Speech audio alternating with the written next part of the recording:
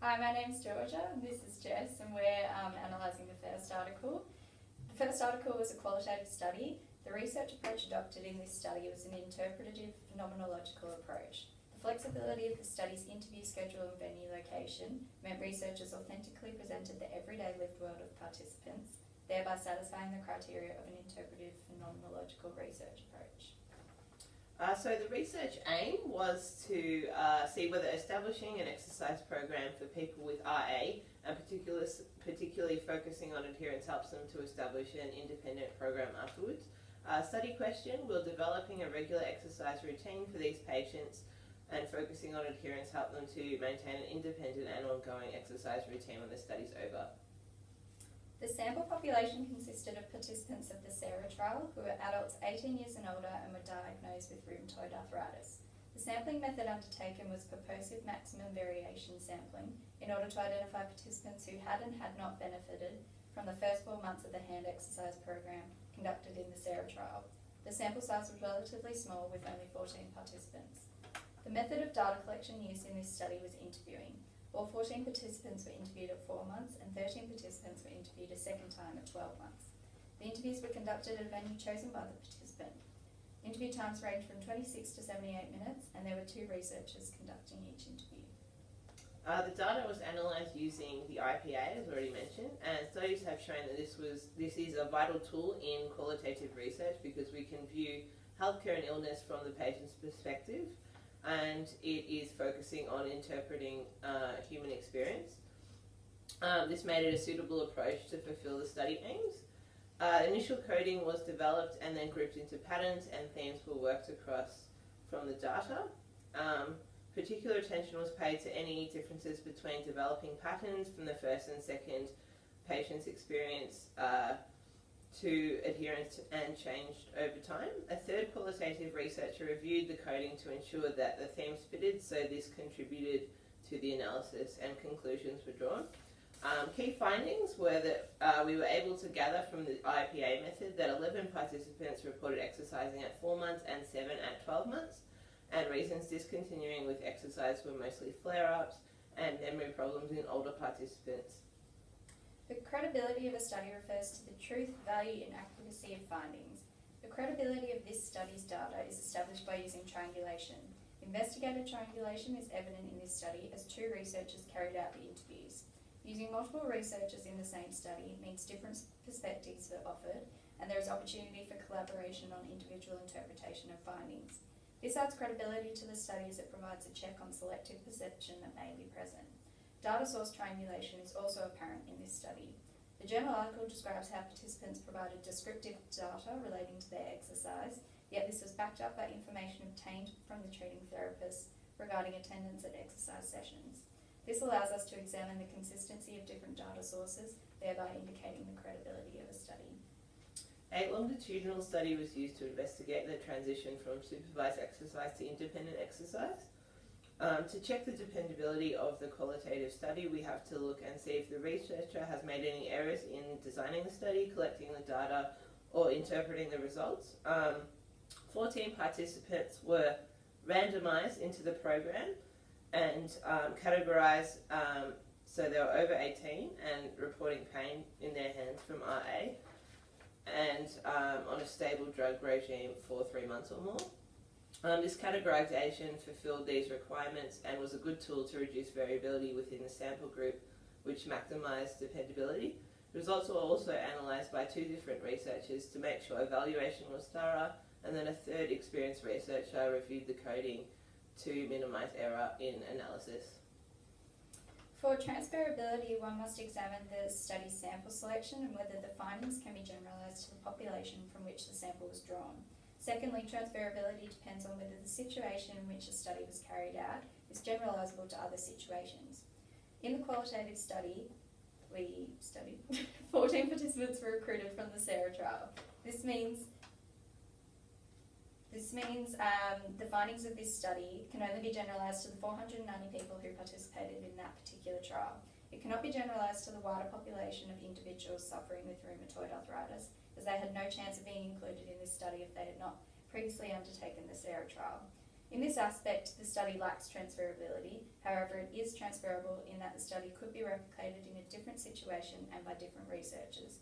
This is due to the study's method of sampling, data collection and data analysis being very clearly detailed. Okay, so in summary, selected method of the IPA was successful because we could answer the research aim, and the strength to this chosen method was that we could gather information from the patients directly and from their own experience through interview and diary entry. So we could obtain thorough analysis. The paper diary recorded by patients which noted any difficulties with the program. There could be limitations with this because patients' accuracy of recording their details could be skewed because it is not being measured or observed directly by the researcher, and this could affect dependability and accuracy of the results.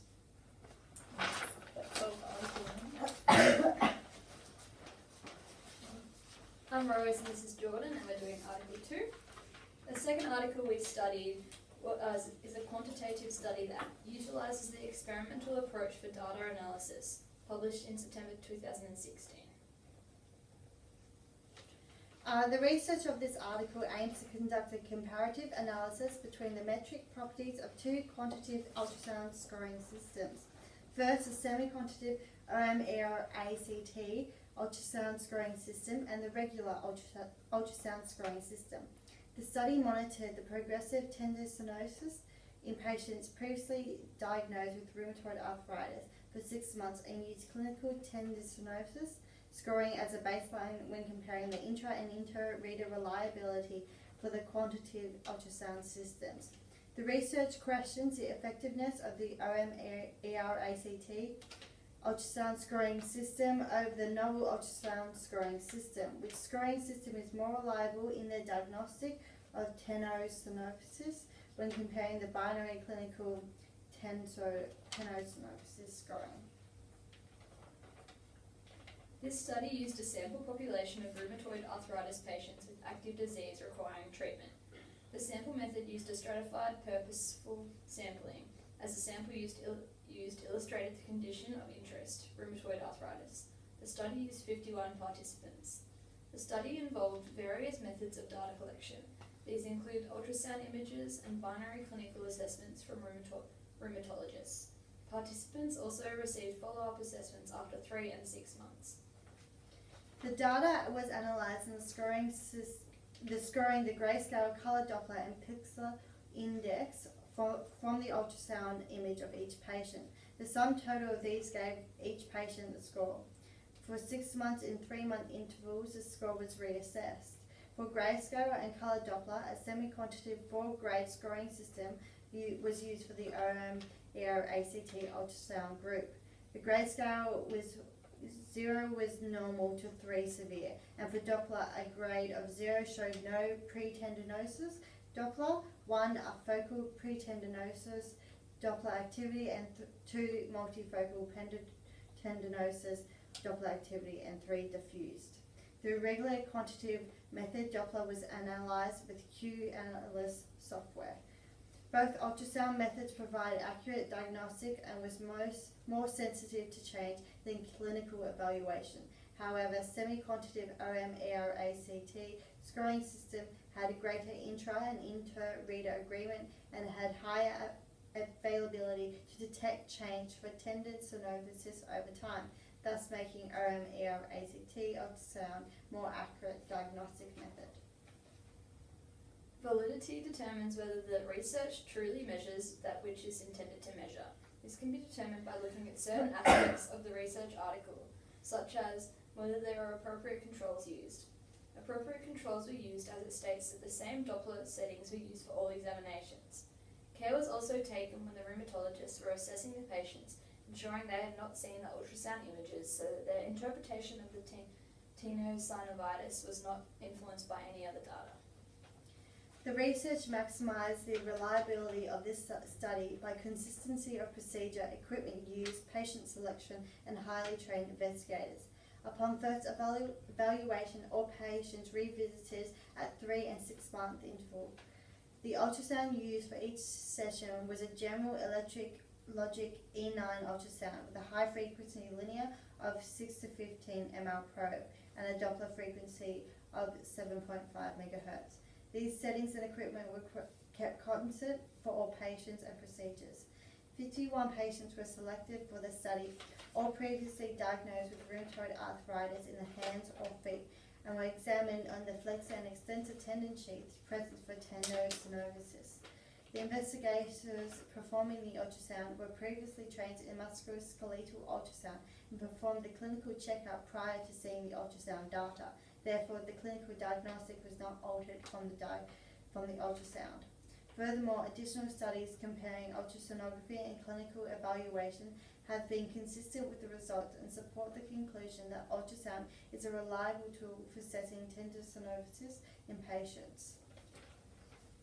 Generalizability is demonstrated if there is randomization of the sample groups, meaning the data can be applied to the wider population.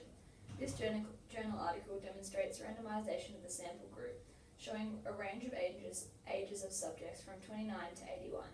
The female to male ratio of participants is 43 to 8. This is not very random, however, is due to the high prevalence of rheumatoid arthritis in females.